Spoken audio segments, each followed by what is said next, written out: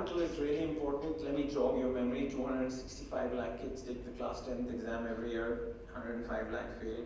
160 lakh kids take the class 12th exam every year. 80 lakh fail. So of the 80 lakh who pass class 12, 30 lakh disappear, and about 50 lakh go to college every year. I think we have to think about even those who go to college, what they get out of college. I remember a BA in English who was shoving his certificate in my face in Lucknow, and I kept asking him questions in English, and he kept answering me in Hindi. So I said, why are you answering, you're a BA in English, why are you answering me in Hindi? English is like Windows, it's an operating system, it's not a language. It's a vocational skill. Your wage premium is 100% higher in service jobs. So he said, आपको सच बताऊं sir, मैंने अपना BA in English Hindi में किया है. I can write if you want, but I'm not going to talk to you in English. And so the connection between human capital and apprenticeships is substantial. But if you think about human capital as a word which is used for a really long time. But there's an old story about Einstein where Einstein gives this exam to his students, and 15 minutes into the exam, one of the students stands up and said, Professor Einstein, the questions in this year's exam are exactly the same as last year's exam.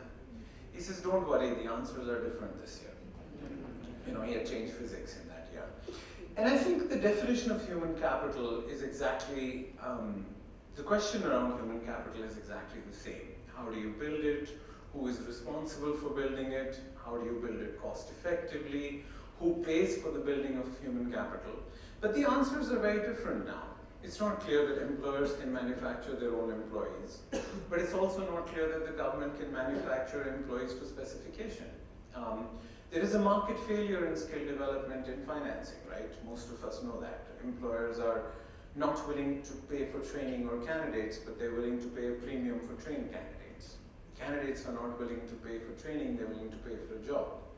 Banks or microfinance aren't willing to lend to a candidate unless a job is guaranteed. And training companies are unable to fill up their classrooms. So there is a market failure in financing. Many of people think there's a market failure in innovation or in delivery. I think over the last 10 years we've done a lot of thinking about delivery, but who pays is finally the problem here, right? Everybody's trying to topi out the other person, right? Employer, parents want, kids want parents to pay, parents want government to pay, government wants employers to pay, and everybody will have to pay, right? Because that's Gary Becker got his Nobel Prize for his work on sort of thinking about who pays for human capital. But let's get back to Einstein's story that what has changed? The questions are exactly the same. And I would submit there's a new world of education, there's a new world of college, there's a new world of work, there's a new world of capitalism, there's a new world of globalization, and of course there's a new India. And I'd like to cover all of them sort of one by one, because when we think about human capital, the answers are different than 50 years ago. Nature of sort of thinking about whether the skill premium is really the college premium or is it really the school premium? We traditionally talk about the 3 R's of reading, writing, and arithmetic.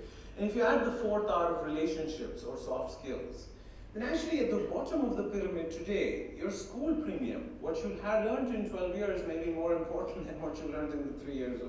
Anyway, we can't teach you in 3 months or 3 years what you should have learned in 12 years. But the modern wage market, because of automation, may be shifting to a school premium rather than a skill premium, and we really need to think about that. I think corporate India is substantially changing. So in one word, I thought human capital is changing because of a new world of education, college, work, capitalism, and